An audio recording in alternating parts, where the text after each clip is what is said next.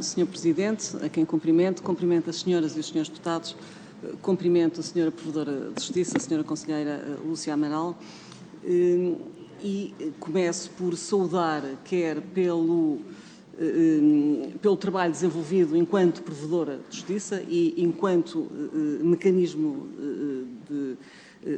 nacional de prevenção, e também pelo relatório que fez e que aqui nos trouxe e que patenteou a disponibilidade para aqui nos vir explicar, corrigindo-se até um erro que estava para ser agendado para plenário antes da Sra. Provedora ter esta oportunidade de vir aqui apresentar o relatório.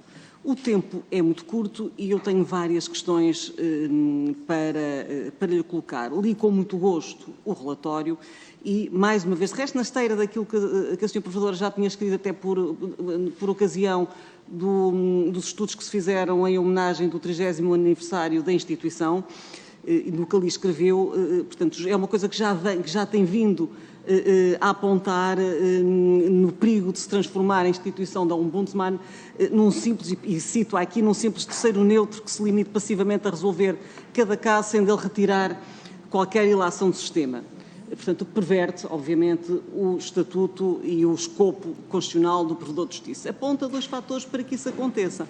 Quer um imenso volume de solicitações, portanto, isto mostra o descontentamento do cidadão e as necessidades que sente de recorrer à Provedoria de Justiça, e acontece que quando há um volume de trabalho muito grande, excessivos recursos não acompanham, na ânsia de resolvermos e de ajudar todas aquelas pessoas, não fica o tempo necessário para estudar, para enquadrar e para apontar aquilo que é necessário fazer. Também as estruturas orgânicas obsoletas e as estruturas, portanto, de resto datam de um decreto-lei de 93, e também as estruturas humanas envelhecidas, portanto, a necessitar de uma requalificação, de tudo isto, alteração. Iniciou a reforma a meio do mandato, quando é apanhada, digamos assim, pela pandemia, à semelhança do que fomos todos. Pergunto-lhe, sabendo nós agora que no passado dia 16 de setembro foi aprovado em Conselho de Ministros um decreto-lei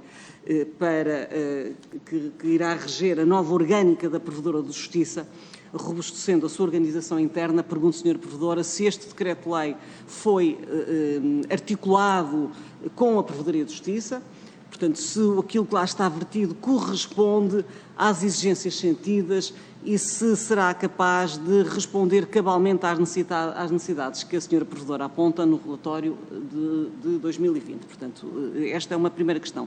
Relativamente à unidade temática 5, relativamente ao direito à justiça e à segurança, fala nos célebres atrasos da justiça, e eu pergunto-lhe aqui, relativamente à justiça administrativa, não me canso de falar nisto, como se vê estes atrasos e se a forma como estão os tribunais administrativos e fiscais se não consubstancia uma autêntica denegação de justiça, porque uma decisão que não é proferida em tempo útil, obviamente que não é útil e não pode servir o seu escopo.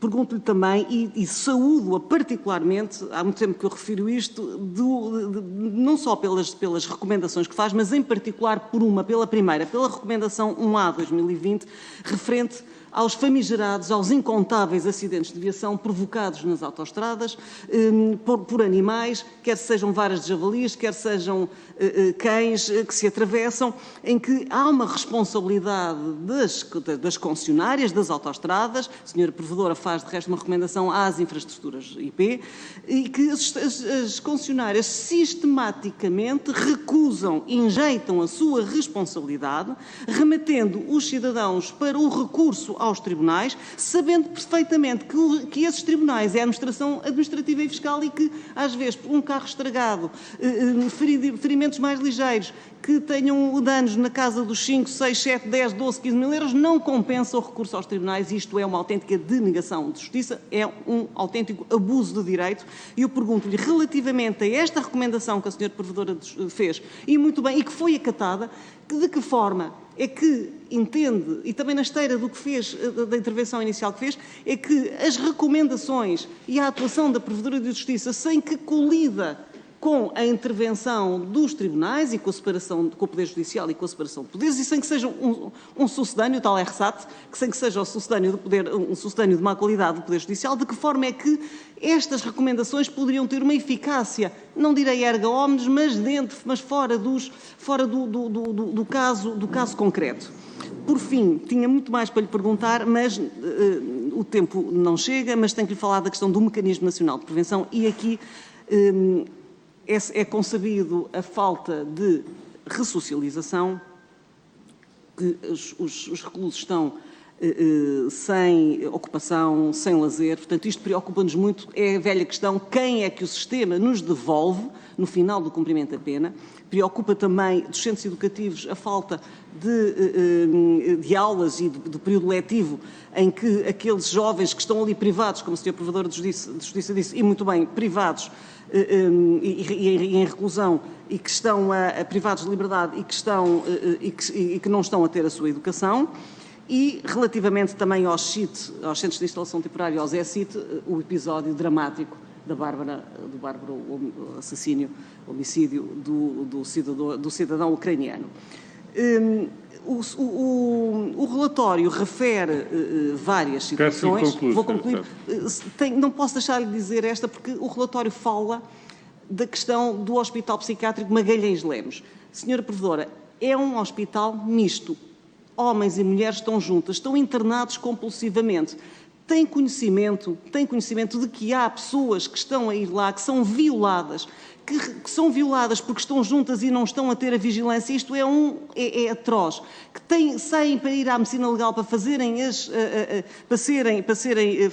o exame médico-legal e regressam para a mesma instituição e são colocadas, Sr. Presidente, só para terminar, e são colocadas ao pé de quem a violou. De quem os violou. Isto urge e impõe-se uma intervenção urgente por parte do Estado. Muito obrigado, Sr.